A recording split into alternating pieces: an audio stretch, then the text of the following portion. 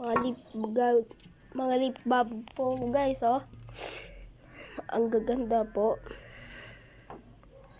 Sa school po, ibebenta ko po to. Yan. Yan. Yan, oh. Parang mukhang totoong bag na guys, oh.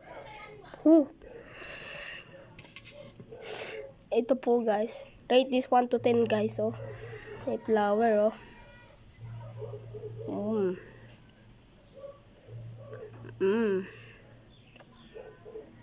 Yan.